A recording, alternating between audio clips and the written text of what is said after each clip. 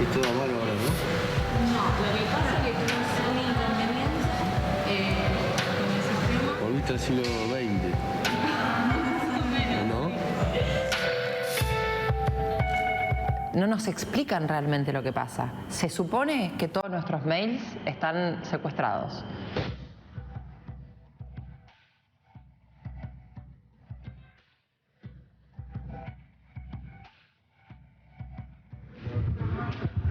Sí, no, más o menos, las podemos usar, pero todavía falta. ¿Nos acompaña, por favor? ¿Por qué? Porque usted no ingresó por acá, por favor. ¿Puede ser que en algún momento aparezca toda la información que se robaron del Senado en la dark web o que se haga pública? Pues es muy factible que eso suceda.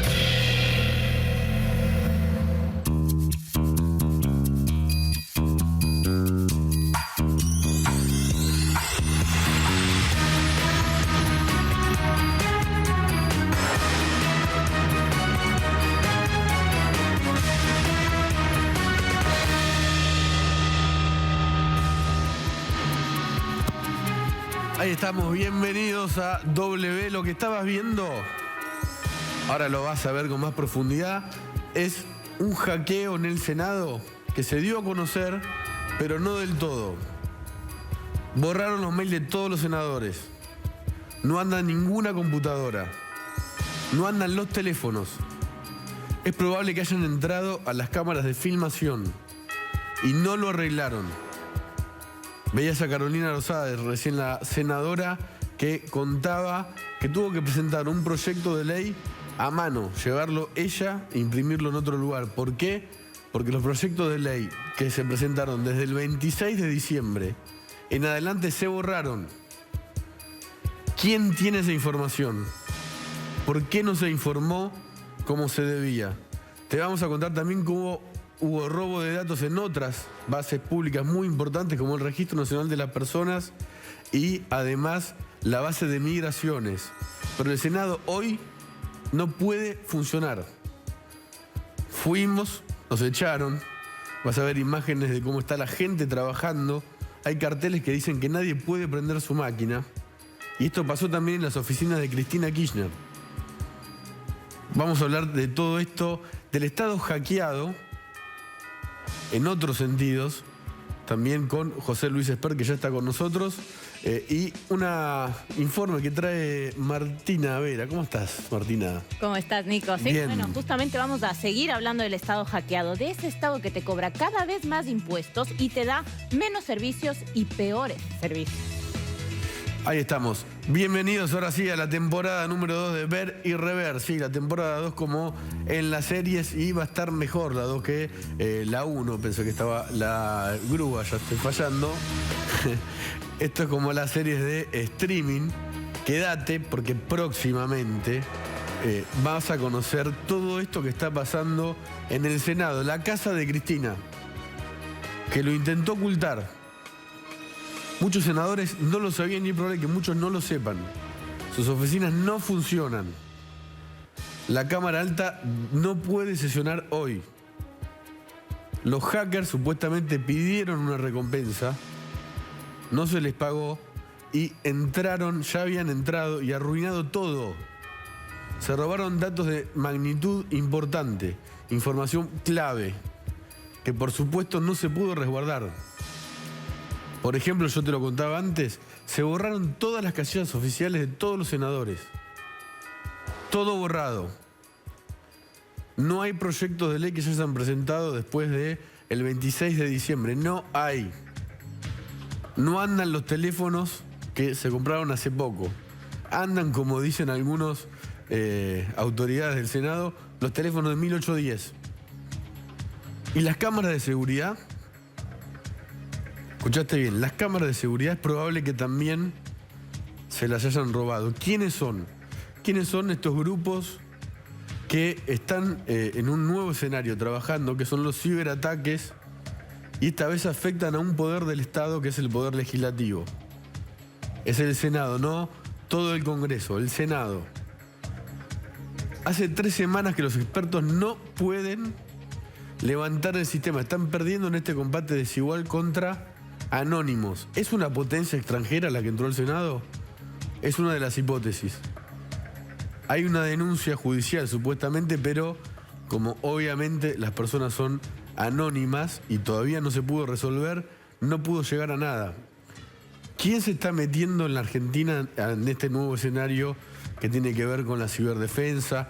El terrorismo está usando estos ataques obviamente con computación, con programas y con mucha gente trabajando.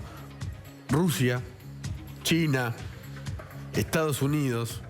La ciberseguridad o la ciberdefensa está muy desarrollada en todas esas naciones, pero acá, lamentablemente, todo funciona mal. El Estado está hackeado, en un sentido literal en el Senado y en un sentido, si querés, metafórico, porque el Estado, a pesar de que pagamos muchos impuestos, no nos da los servicios que obviamente en un momento daba. Y esto, lo del Senado, se suma a otros robos de datos muy importantes. Hace pocos meses, en octubre pasado, desde el Ministerio de Salud entraron al Registro Nacional de las Personas y se robaron todos los datos de nuestras identidades. Eso se sabe que fue un ataque interno. Alguien que podía entrar al sistema desde salud entró al RENAPER. Esto yo te venía diciendo que la temporada 2 de W no es la serie Homeland que tiene que ver con la CIA, no es la serie Mossad, el servicio secreto de Israel, House of Cards, no. Es la realidad. ¿Y dónde está la Agencia Federal de Inteligencia para defendernos? ¿Quién podrá defendernos? ¿Cristina Camaño, la jefa de servicio secreto, sé que todavía existe? No. Ya está denunciando a la AFI anterior, cosa que probablemente esté bien o no, y está convocando a marchar contra la Corte Suprema, como pasó hoy.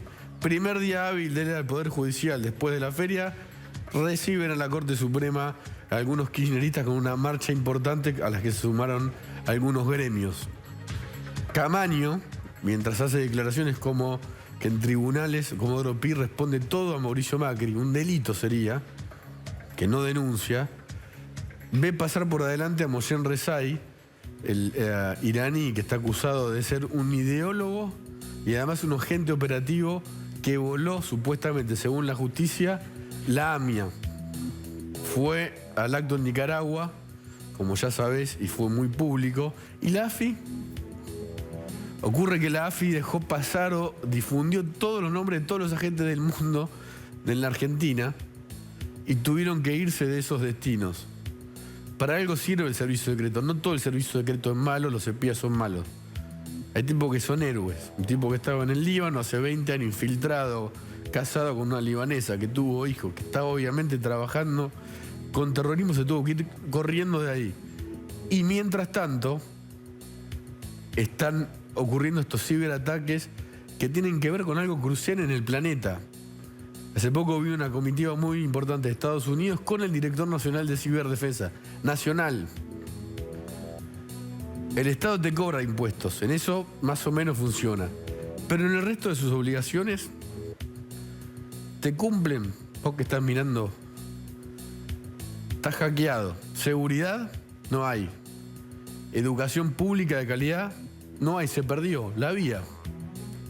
Y aprovechamos este momento, hablando de educación, para mandarle nuestras condolencias a la familia de un experto en el tema que solíamos consultar mucho, Gustavo Yáñez, que falleció esta semana, quería decirlo. Y seguimos obviamente ahora con la salud. No funciona. O el sistema, por lo menos no estoy hablando de los médicos, o los enfermeros, o la gente que trabaja, que la verdad ganando pocos sueldos, o sueldos que muchas veces tienen que sumar por diferentes trabajos, salvan vidas. Ahora, el sistema de salud, tan elogiado en el COVID, terminó fallando ahora en el sistema de testeos. Como tal vez sepas, podés ir a comprar a las farmacias autotest para hacerte vos el test de COVID. Esto significa que de alguna manera se privatizó el testeo. Si tenés la plata, vas y te haces el autotest. Te habíamos contado que seguramente iban a comprar los autotest de Abbott, cosa que pasó. Pero así está la Argentina. ¿Por qué pasa esto? No hay ningún servicio o quienes pueden pagar, por ejemplo, educación privada la pagan, seguridad privada la pagan. Y todo es así, también la salud. Es muy difícil vivir en un país que te aprieta cada vez con más impuestos y no te da nada. Mientras los políticos pelean entre ellos. Todo tiene que ver con el poder, lo estamos viendo. ¿Qué solución encontraron hasta ahora este gobierno, el anterior y el anterior, a muchos de los problemas que tal vez realmente te importan? ¿A vos te importa la Corte Suprema? No digo que no te tiene que importar, por supuesto que importa. Pero hay una supermarcha contra la Corte Suprema. ¿Por qué? Porque le molesta el poder. ¿El hambre no le molesta el poder? O los chicos que se fueron del colegio y no volvieron y no se sabe dónde está. Argentina es un país que, en el que emprendió, por ejemplo, una empresa, Marcos Galperín, Mercado Libre, que hoy vale 77 veces más que YPF. 77 veces más que la empresa más grande del Estado. Y Galperín se va a Uruguay. Y mientras tanto acá se queda Pablito Moyano, alias El Salvaje, que es cierto, heroicamente, suele bloquear a Mercado Libre para defender a los trabajadores de esa empresa que se quiere llevar para su gremio. ¿Por qué nos pasa esto? ¿Por qué no se puede bajar la inflación?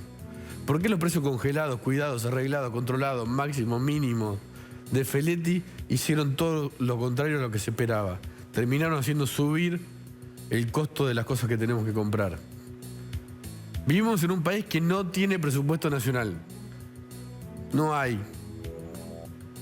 Boicoteó Máximo Kirchner, lo dice la oposición, la sesión que tenía que ver con esto. Está todo saturado. Viajás bien en bondi, viajás bien en tren, viajás bien en avión y la política sigue en su planeta. Podríamos llamarlo Holbox, esa playa paradisíaca a la que se fue Luana Volnovich y el segundo en el PAMI, la titular del PAMI, que es la obra social más grande de la Argentina, que tiene que cuidar a los jubilados, a los más grandes del país, y tampoco funciona. ¿Cuento ahora lo de Máximo, Gastón? Echi, ¿podés poner música? Porque está la historia de la semana. Como saben, Máximo Kirchner, usando el método epistolar de su madre, con una pluma prolija pero tal vez a veces confusa, a través de una carta renunció no a la banca ni a los fueros, sino a la jefatura de bloque de los diputados K. Yo te voy a contar cuál fue, por eso esta música, la última charla que tuvo con Alberto Fernández por teléfono. Estas son palabras que pudimos reproducir a través de fuentes oficiales y que de alguna manera había adelantado un periodista del Poder o un director de una web del Poder, Horacio Berbisky, y que ya le hacían saber a Alberto Fernández que los Kirchner algo iban a hacer cuando se anuncie el acuerdo con el FMI. Un día antes del anuncio del acuerdo con el FMI, ¿no puedes venir más cerca? Máximo llamó a Alberto Fernández o hablaron por teléfono y ya ahí Máximo, perdón por las palabras, enojado con Alberto Fernández, le dijo: vos sabés que me rompe las pelotas el FMI. Le dijo otras cosas. Le dijo que él no lo apoyaba y que nunca quiso que sea candidato.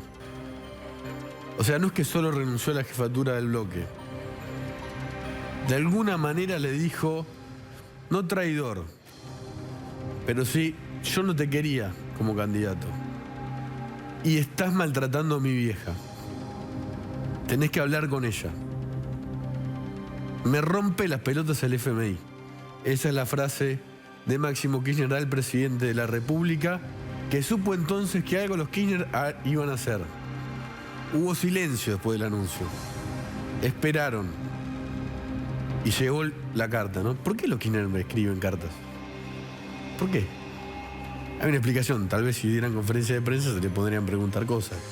Por ejemplo, Máximo, ¿por qué no te gusta el acuerdo con el FMI? Porque en su carta eso no está. Así está hoy el oficialismo, en una crisis. Dentro de pocos minutos va a ser presidenta Cristina Kirchner. No se asusten, es que el presidente de la República viaja a China y a Rusia a buscar dinero. Vamos a hablar con José Luis Esper, que ya está con nosotros. Diputado, obviamente economista. ¿Le va? ¿Cómo le va? Muy bien. ¿El Estado argentino está hackeado? ¿Eh? ¿El Estado argentino está hackeado? Espero, diputado, decís, Sí. hasta ahora. No, digo el Estado. El Estado... Sí. Está, yo te diría, ahora está hackeado desde el punto de vista informático, pero yo te diría el Estado. El Senado, ¿no? Sí, es el Senado, pero vos también hablaste del registro de las personas, ¿no? Y las migraciones. Ok. Pero más allá de esta cuestión informática, está hackeado desde hace décadas por corporaciones.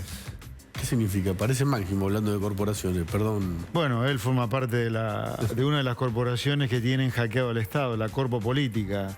Esta gente que ha tomado como vida, como trabajo, hacer política, ¿me entendés? La casta, como dice Milei. Sí, la Corpo. Así como vos sos periodista, hay gente que ha decidido hacer política. Ahora, el tema ahí es raro, porque vos sos siempre periodista. En cambio, los tipos que viven de la política, en un país que vive de crisis en crisis, por definición te diría, viven santimbanqueando de un lado para el otro. No sé, tomá los ejemplos, pero tenés 1000 ejemplos Leopoldo de Moró, garrocheros. ¿No? Leopoldo Moró, En el Piqueto. 88 era presidente de la Cámara de Diputados. La misma Carrió hablando peste de Néstor en su momento, diciendo que era así, bueno, lo menos malo para votar, después enemigo, con el incienso. Bueno, la gente que vive de la política es gente que ha hackeado el Estado, porque le importa un carajo a esa gente que vive de la política. O sea, usted dice... No le importa, a ver... Si no es lo mismo Carrió que los Kirchner. No, por supuesto que no, pero te quiero decir, más allá de esas diferencias, hay un núcleo duro que une a toda esa gente, que es vivir del Estado. No van al sector privado como vos a laburar o como yo laburé hasta hace 20 días, un mes que fui diputado, que fui elegido como diputado, laburando en el sector privado toda la vida. Quedándote sin laburo a veces, no llegar a fin de mes, que un sindicato te rompa la empresa, pagar una quincena, que el Estado te vuelva loco contra mí. No tienen la menor idea toda esa gente de esto. Entonces, el Estado está hackeado en parte por una corpo política. También está hackeado por una pequeñísima parte de empresarios muy prebendarios y corruptos, y ni hablar, el Estado también está hackeado por los sindicatos, que yo los llamo sindigarcas directamente. Ajá. Pero ¿por qué los tres? ¿Por qué vos decís, vos dirías, el Estado está hackeado por los que están relacionados con la política solamente? No, los empresarios también. Eso porque viven haciendo negocios. En la causa Cuaderno se vio. Claro, la causa Cuaderno. Han confesado. Y los sindicalistas también. Vos tenés sindicalistas diputados, sindicalistas senadores. Yo prohibiría, por ejemplo, a un sindicalista hacer cualquier otra actividad que no sea defender los derechos del trabajador, porque si no, se prostituyen, ¿viste? Teniendo empresas, medios gráficos, diputados, Se van a senadores, conocer información de Moyano próximamente. Claro, ¿viste? Si vos sos sindicalista, ya tenés un montón de prerrogativas por ser sindicalista. No te pueden ni tocar en la empresa en la que está. Ah, bueno, quédate con eso nada más. Usted está diciendo que tendría que haber una reforma laboral que le saque esos privilegios a... Pero por supuesto que tiene que haber una gran reforma laboral. ¿Cómo no vamos a hacer una reforma laboral si tenemos 6 millones de trabajadores trabajando en negro? Y no hay ningún empresario que te quiera tomar a alguien porque sabe que en lugar de meter un trabajador en la empresa, metió una bomba atómica con estas leyes laborales. Que si llega a tener un problema con un empleo, lo funden las leyes laborales y los dementes de los jueces laborales como fallan. Por supuesto que por el bien de la gente, de laburo, necesitamos una reforma laboral. No tenemos sindicalistas, tenemos sindigarcas. Quieren perseguir a los sindicatos, como están diciendo, o hacer un superajuste y dejar un montón de gente afuera del sistema.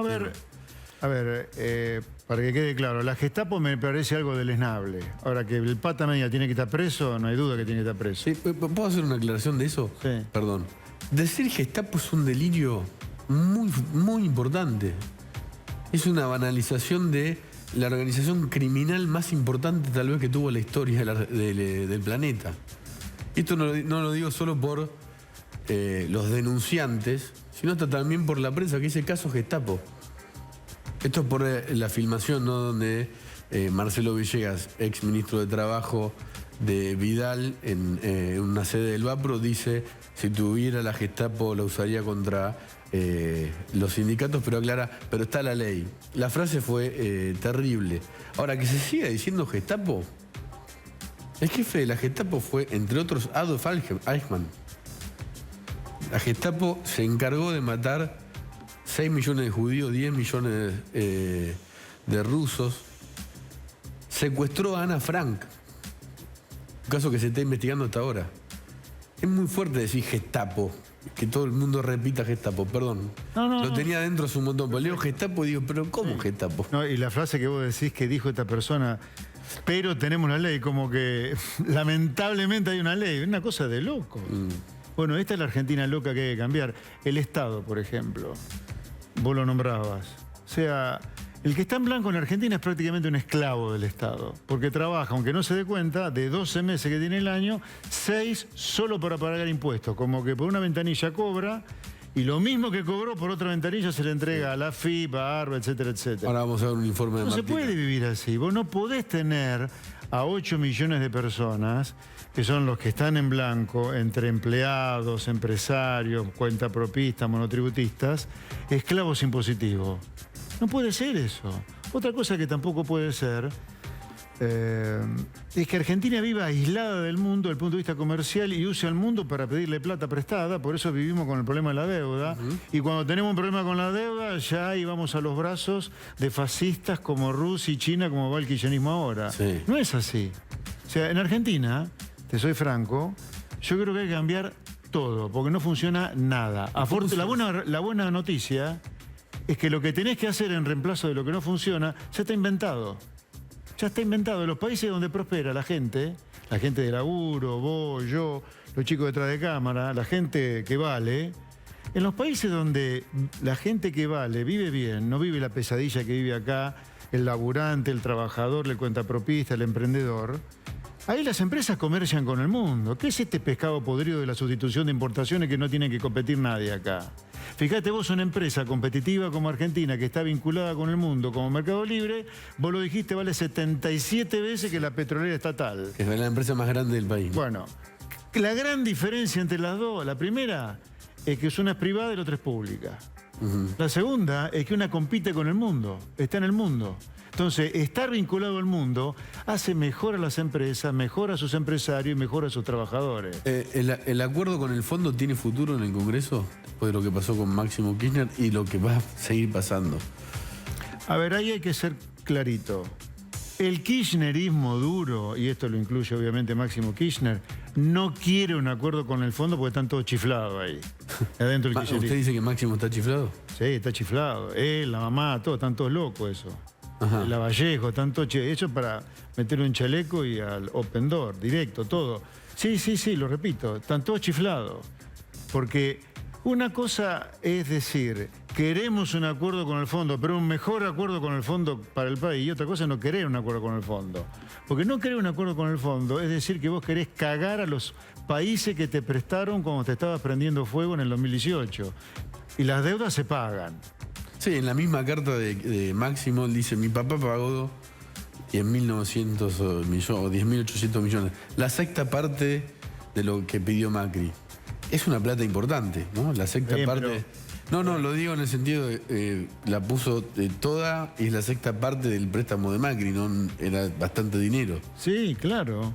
Pero además la situación era muy diferente. Cuando Néstor Kirchner en enero de 2006 le paga 10.000 millones de dólares al fondo para sacárselo de encima y hacer cualquier zafarrancho como hizo él y su esposa después, había 50.000 millones de dólares de reserva. Es como que le sacaste 10, te quedaste con 40. Ahora no hay reservas líquidas prácticamente, o sea, no podés hacer lo mismo. Por lo tanto, necesitas sí o sí un acuerdo con el fondo para no defaultear la deuda con el fondo, ¿me entendés? Sí. O sea, hoy el acuerdo es necesario por eso. Entonces, los votarían a favor en el Congreso. Bueno, espera, que ahora viene el tema. El kirchnerismo no quiere el acuerdo con el fondo porque están chiflados. Ellos creen que... Máximo. Sí, ese señor, la mamá y todos los... ¿Se lo cruzan en el Congreso? Sí. ¿Y? Lo crucé. No, lo crucé pocas veces, porque yo asumí el 10 de diciembre, comenzó mi mandato y tuvimos 15 días de trabajo hasta Navidad, y entre presupuesto y bienes personales.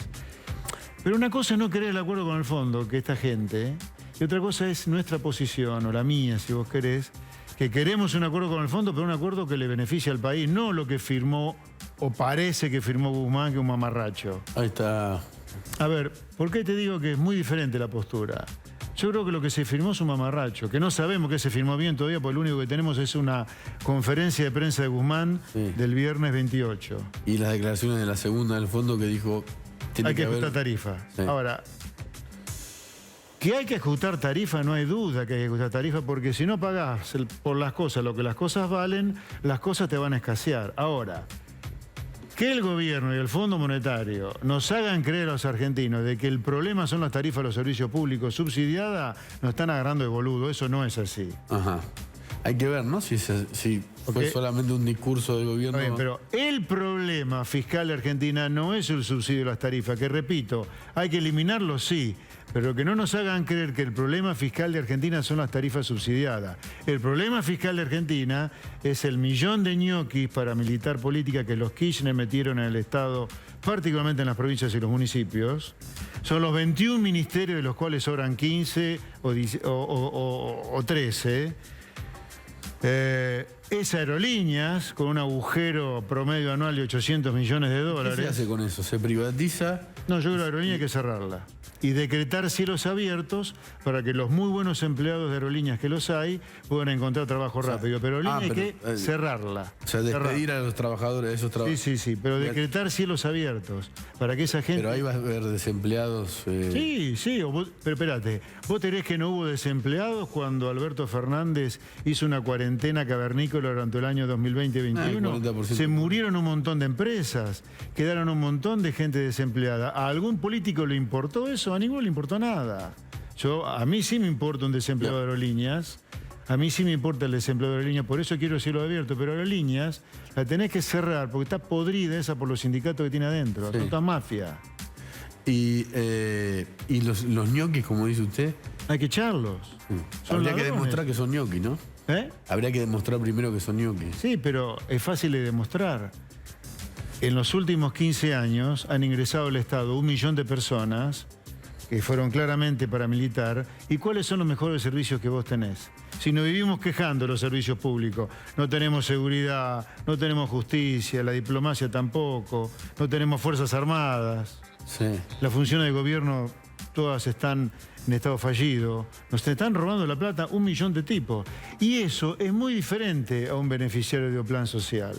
En general, que yo creo que también hay que auditarlos ahí, pero en general el beneficiario de un plan social... Sacaría ahí sacaría de los ñoquis, como usted dice... No, yo lo diferencio totalmente.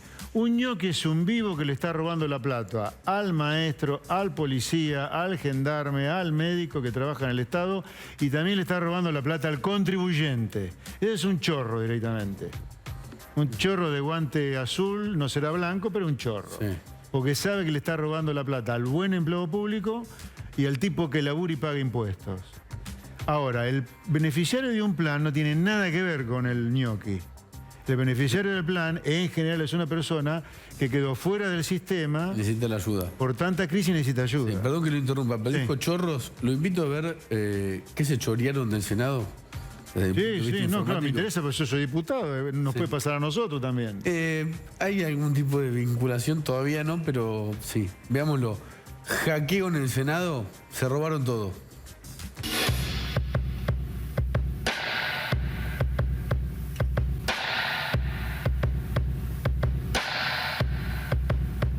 Es todo malo ahora, ¿no?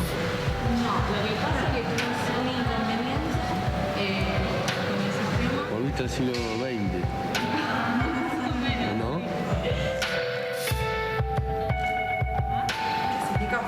¿Estás bien? Bien. ¿Vamos? Nosotros más o menos a mediados de enero nos avisaron que no podíamos ni siquiera abrir nuestras computadoras porque había un secuestro informático de información y que se estaba trabajando en rápidamente resolverlo. Hasta ahora no solamente no está resuelto, sino que no nos dijeron absolutamente nada. Así que estamos huérfanos de informática. Ajá. ¿Y esto qué significan los hechos? Todo. Significa que no podés presentar un proyecto de ley, o sea, podés hacerlo a la antigua usanza, ir a mesa de entrada, a mano, claro, llevar el proyecto, pero todo lo que se supone... A ver, son no nos explican realmente lo que pasa. Se supone que todos nuestros mails están secuestrados. Sí. Se supone que toda la información de los proyectos de ley que hayas presentado durante los últimos tiempos está secuestrada. Todo eso lo suponemos nosotros porque la realidad es que la información es nula. Nadie sabe ni quién lo secuestró, ni en qué instancia estamos, si se pidió un rescate, una cosa loca, pero digo, claro, si se pidió un rescate por esa información... Es el nuevo método que se llama ransomware. Exactamente. Si se pidió un rescate, ¿qué se pidió? Si hay...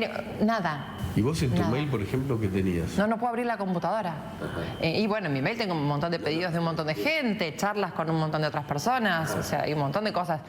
El Senado de la Nación estaba totalmente desguarnecido en cuanto a lo que se refiere a informática y recibió un ataque ransomware común, silvestre. O sea, hay cibercriminales que están escaneando miles de servidores por día y los que encuentran una vulnerabilidad obviamente la atacan.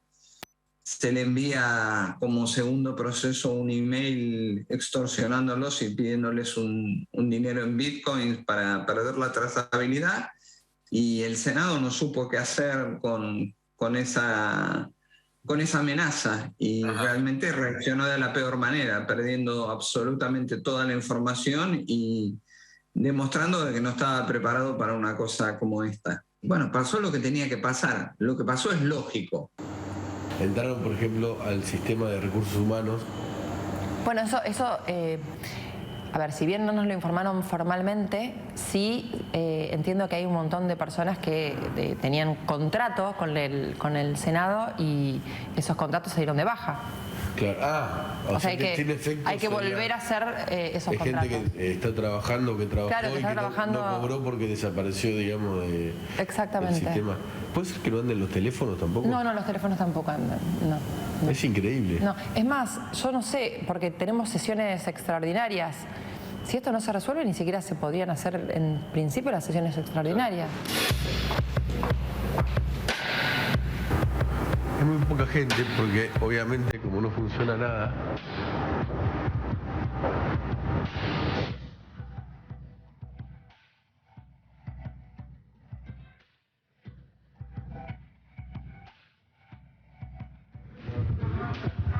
Sí. No, más o menos. Las podemos usar, pero todavía falta. ¿Nos acompaña, por favor? ¿Por qué? Porque usted no ingresó para acá, por favor. Usted ingresó a hacer una nota en el tercer piso en el senador. No, pero queremos hacer otra. Por favor, acompáñanos. Bueno, nos echaron del Senado, pero vimos una escena alucinante. Toda esa fila de empleados que están preguntando qué es lo que pasó con sus computadoras cuando las autoridades saben que desde el 15 de enero un virus entró, no lo pueden todavía dominar, no anda nada, no andan los teléfonos, y aunque la gente de seguridad, que son trabajadores, no son los responsables ellos de habernos echado, porque acá manda Cristina, tendrán que saber, por ejemplo, que las cámaras de seguridad tampoco funcionan, están hackeadas.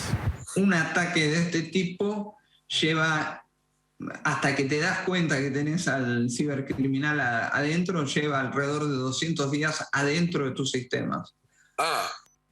Que pudo trabajar tranquilo todo lo que vos quisieras. ¿Puede ser que en algún momento aparezca toda la información que se robaron del Senado en la dark web o que se haga pública? Pues es muy factible que eso suceda. Acá Expert estaba asombrado. Lo que viste, la fila esa de gente esperando es donde funciona la sede de la gente que trabaja en informática, en el anexo del Senado. Nos echó la gente de seguridad, dicen que hay una norma, yo creo que no la hay, no importa, son trabajadores. La versión oficial del Senado es que efectivamente fue atacado por un ransomware que encriptó la información, que pidieron un rescate, que la organización que se adjudicó el ataque se llama Vice Society, que no le dieron ningún tipo de respuesta y que ahora cada senador tiene que avisar y se revisa y analiza cada PC. Agregan, y es la versión oficial, que si los sistemas funcionan, aunque hay cosas que todavía no funcionan. Y que hubo muchas sesiones virtuales y que nunca pasó nada. Yo hoy estuve ahí y además tenemos mucha más información. Los mails oficiales, insisto con esto, de los senadores no están más. Los proyectos de ley desde el 26 de diciembre para acá desaparecieron. Se avisó a los senadores que tenían que llevarlos ellos a la mesa de entrada. Carolina Lozada cuenta, imprimí un proyecto de ley de emergencia hídrica en una computadora fuera del Senado y lo llevé a la mesa de entrada. ¿Por qué? Porque la computadora del Senado no las pueden prender. Dicen que se avisa a cada senador que prenda su computadora. Cuando las prenden, las formatean. Ahora, ¿quién tiene esa información? ¿Quién se animó a hacer esto? ¿Puede ser un ataque al azar como dice Marcelo Lozano? Sí, puede ser. Ahora, no lo pueden arreglar. Hoy no puede haber sesión. No puede haber sesión. Es muy impresionante entrar y que te tomen a mano los datos. Pobre las chicas tenían un blog o un cuaderno gigante así de tomar a mano las cosas. No andan los teléfonos. ¿Puede ser que esta información aparezca en la dark web o deep web? Sí, puede ser. La base de datos de migraciones se puede encontrar. Es un delito lo que pasó. Ahora, ¿nuestros datos de migración están en la deep web? Sí. Y los datos del RENAPER también. El RENAPER es el Registro Nacional de la Persona, los DNI. ¿Quién se tiene que ocupar de la ciberdefensa y la ciberseguridad? Hay una persona que trabaja en el gobierno con esto. Es el hermano de Marcelo Saín, no me acuerdo el nombre de pila, le pido disculpas. También hay, obviamente, porque esto está pasando en todo el planeta. Rusia está atacando hacia Ucrania en este momento. Según denuncian Ucrania y además denuncian las otras potencias del mundo. El ejército tiene una estructura para tratar de evitar todo esto. Gustavo Saín se llama, perdón. Es el hermano de Marcelo, ex ministro de Seguridad de Santa Fe, acusado de intervenir ilegalmente en teléfonos. Es una investigación en curso. Es director nacional de ciberseguridad. Ahora, después cada organismo tiene que tener un especialista. Y además a un sistema. En el Senado parece que era todo endeble. Es el lugar en el que hacen las leyes. Termino con esto. Pasó también en el Ministerio Público Fiscal. O sea, en las fiscalías. No se podía acceder. ¿A qué? A los expedientes, a las pruebas, a las notificaciones. Argentina, un país quiebra, ¿no? Puede quebrar un país. O puede usar tan mal los recursos que se le terminen. Digo porque... No, Somalia está disponible, ¿eh? O sea, no es que quiebran. Somalia, puede ser sí, Somalia. Claro, bueno, pero cuando se usan mal los recursos, se le da la plata, voy a poner un ejemplo, no sé. A Daniel Muñoz, que falleció, el ex secretario de Kirchner, que tenía, según probó la justicia, 500 millones de dólares. 500 millones de dólares. 2 departamentos en el Hotel Plaza de New York. Siempre digo lo mismo. En el penthouse vive Tommy Hilfiger. Pero digo, 500 millones de dólares, ahí. Y para guardar nuestros datos personales, ¿qué más puede pasar? ¿Puede entrar una central termonuclear? Sí. No estoy siendo alarmista. Puede pasar. Bueno, cuando hablamos del Estado fallido, cuando hablamos de cuál es el incentivo a pagar impuestos, y esto es lo que pasa en el Estado.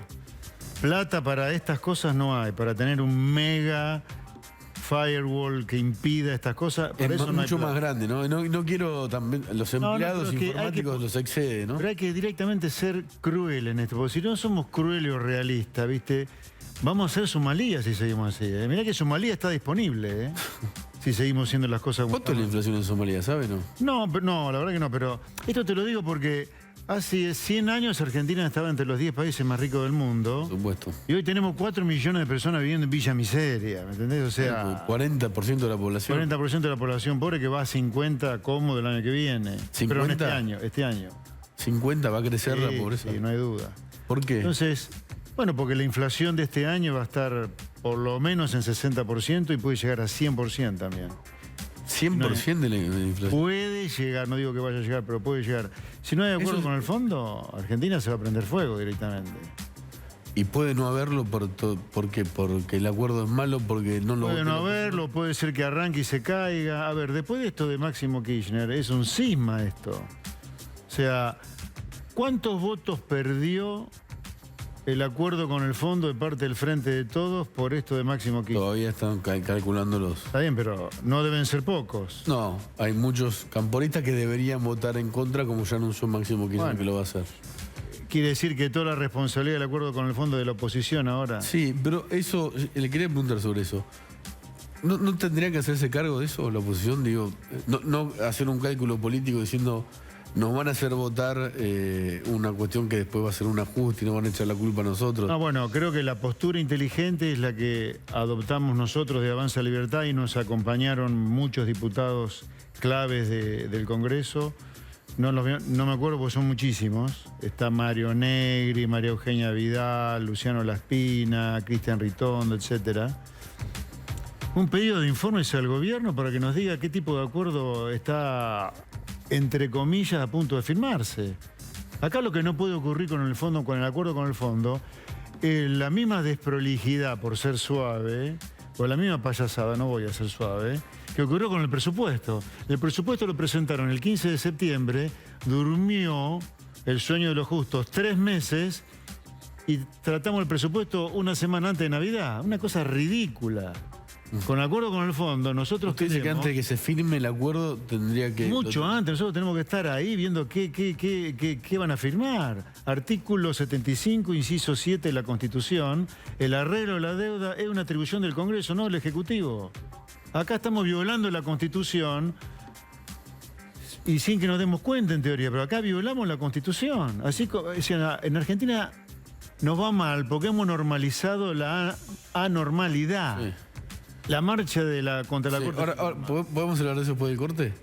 Podemos hablar de eso después de un corte. Y además vamos a hablar de impuestos de país rico y país en realidad pobre. Después de la tanda.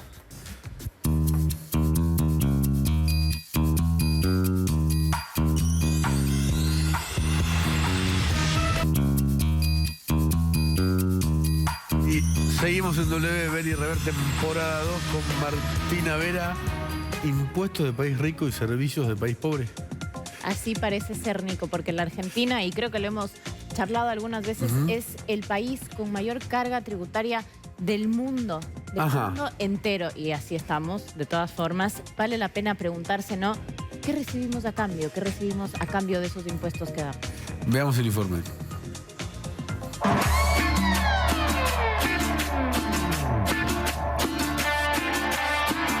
En el 2021 en la Argentina hubo 170 impuestos entre nacionales, provinciales y municipales. Y para pagarlos una persona tuvo que trabajar desde enero hasta el 20 de julio. Por eso hay algunos vecinos que tienen una postura un tanto más polémica y dicen que al no recibir contraprestación de lo que pagan en impuestos, eligen simplemente no pagarlos. He dejado de pagar el impuesto de forma abusiva me están cobrando. ¿Qué impuesto dejaste de pagar y en cuánto está? El ABL del municipio acá de La Matanza estaba pagando el año pasado, el último bimestre fue 18.500 pesos y el ABL que me viene ahora para marzo, que pasó a ser mensual en lugar de ser bimestral, de 15.200 mensuales, 30.500 al bimestre. Por tal razón, dejo de pagar esto porque no tengo contraprestación alguna al municipio. Necesito tener alumbrado. Ya a mí me publicaron 40.000 nuevas lámparas LED. Yo tengo iluminación a vela en esta cuadra, en la cual no tengo, tengo lámparas de mercurio que al menor movimiento del viento no funcionan. No tengo barrido, verán en las calles totalmente, si no barren los vecinos nadie barre. No tengo seguridad o prevención de la seguridad del municipio, ya que las cámaras son puestas por los vecinos y no por el municipio. No tenemos ninguna seguridad al salir de nuestra casa ni al volver. ¿Cuándo se fue la luz en esta zona? El lunes a las 8 de la noche. ¿Y desde ese momento no viene en ningún momento? No, nada. Y hay baja tensión, algunos tienen muy baja tensión y otras nada. Argentina cobra los impuestos de un país desarrollado, pero da los servicios de un país subdesarrollado. ¿Pero por qué? ¿A dónde destina sus ingresos y sus recursos? Bueno, buena parte del presupuesto va a financiar los subsidios a la luz. Y de hecho, esa cantidad de dinero creció mucho entre enero y noviembre del año pasado y superó lo que se destinó, por ejemplo, a educación, a salud, inclusive en pandemia o inclusive también a desarrollo social. Pero los vecinos realmente ven que estos recursos les llegan en forma de servicios. Desde el 29 y hasta el 7. Sí, desde el día 7. 8 días por lo menos seguidos sin luz, y de Año Nuevo, todo. O sea, pasaron Año Nuevo a oscuras. Sí, a oscuras tirando la comida. Cuando esa luz volvió, yo fui una afectada, se quemó mi heladera. Si yo enchufo, esta parte anda, pero aquella me hace saltar una línea de la casa. Claro. Porque como que el motor estaba en corto. ¿Y ahora qué vas a hacer? Y ahora sacaron el motor y lo van a arreglar. ¿Con qué reemplazaste esa heladera? No, no la reemplacé, está en arreglo. ¿Y cómo estás haciendo para mantener tu comida? Y bueno, compro lo del día. Esta dejó de funcionar también y como ya ahora la tengo como armario de mis pinturas. Increíble. Porque no funciona más. No funciona más. Habitualmente ahora nos están tocando timbre y nos están cortando poco tiempo, pero nos cortan 1 hora, 2 horas, una cosa así. Comprar es un riesgo porque se te puede volver a dañar. Y se puede volver a dañar completamente. Yo creo que por lo que pagamos tenemos que tener una mejor respuesta.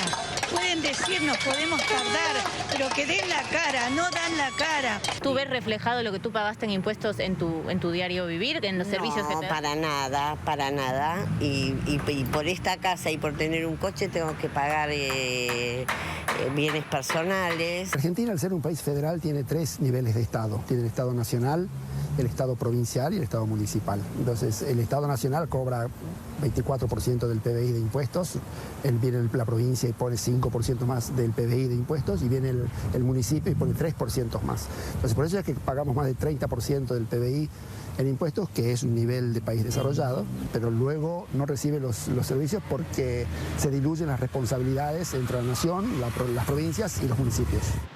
Yo tuve que mandar a mis hijos a escuela privada. Tengo que pagar mi seguridad.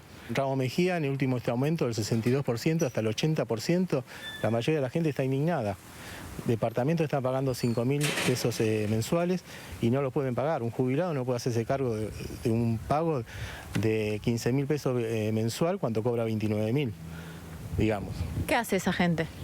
Y esa gente deja de pagar. Hay mucha gente que está dejando de pagar. Mucha gente deja de pagar. Mucha gente deja de pagar, Nico, y ahí tienes además los dos extremos, ¿no? Los vecinos que están hechos al dolor, que siguen pagando y que a veces le tienen que poner el cuerpo a una situación. Por ejemplo, con este corte de luz nos contaban fuera de cámara que vino personal a intentar arreglar algo, quisieron irse al toque básicamente sin arreglarlo y los vecinos tuvieron que detenerlo, ponerle el cuerpo, entraron los patrulleros, en fin. La guerra de la luz, como la guerra del fuego en la prehistoria, pero... Sí, o como una serie de Netflix, literalmente. Justo de eso hablabas al inicio del programa y eso es lo que parece. Y por el otro lado, quienes dicen listo, o sea, me siento realmente burlado pagando mis impuestos porque no veo una contraprestación y deciden no pagarlos. Ahora, esta es una postura un tanto polémica, pero tiene, si se quiere, ¿no?, algún correlato con las estadísticas. Las estadísticas, por ejemplo, nos hablaba la OCDE hace algunos años ya de que la Argentina cobra los mismos impuestos que un país rico, pero ofrece, como te decíamos, los servicios de un país subdesarrollado. Gracias, Martina. José Luis Espert, ¿qué piensa de esto llamado la rebelión fiscal? Sí, hay que dejar de pagar impuestos. Rebelión fiscal. ¿Cómo? Pero sí, hombre. ¿Y usted deja de cobrar sueldo? No van a... Sí, pero soy parte del problema también, sí. A ver, yo lo dije en el plenario de la Cámara de Diputados, no lo dije a sola, en el plenario a todos. El problema está acá, señores, adentro del Congreso, el problema de la deuda, el problema de la emisión, el problema de la inflación, el problema de los defaults, el problema de las crisis económicas, el problema de la pobreza de la gente, la miseria. Está acá, es la política la que genera gran parte de los problemas nuestros. El otro, ya te lo dije, un minúsculo grupo de empresarios muy prebendarios y corruptos, y los sindigarcas, que son mafias sindicales que nunca defienden al trabajador, pero sí son todos ricos. Y hay que cambiar hacia el lugar donde los países tienen gente que vive normal, con las empresas compitiendo, cobrando impuestos razonables y con leyes laborales bien a favor de la empresa y a favor del empleado. Ahora, ¿qué pasaría si eso no ocurre? ¿Para qué va a pagar impuestos?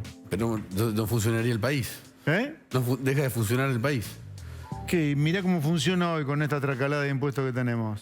Estamos todos hechos pelota. La gente de laburo, el comerciante, el productor agropecuario, el industrial, están todos hechos pomada. Ajá. Y en contra de la ley. Ahora, también, ¿no? La manera civilizada, si vos querés, sería que se hicieran todas las reformas que yo te decía antes. Abrir la economía al comercio, achicar drásticamente el tamaño del Estado. No es solamente un tema de subsidios, ni tampoco es el más importante, dicho sea de paso, y cambiar todas las leyes laborales. Ahora, si eso no ocurre por las buenas, que sea por las malas, rebelión fiscal. A ver, el tema de los impuestos, a ver si se entiende bien, si lo entendemos todos los que estamos acá y los que nos están mirando. Es una suerte de contrato que hay entre el que paga el impuesto y el Estado, que transforma esa plata en bienes que se llaman bienes públicos. Los bienes públicos son la seguridad, las Fuerzas Armadas, educación básica, salud básica, diplomacia, justicia. Nada de esto funciona en Argentina, nada. ¿Cuál es entonces el argumento para pagar impuestos? Ninguno. Muchas gracias, José Luis Espert. Un placer, buenas noches. Vamos al último corte de este primer programa de Ver y Rever, temporada 2.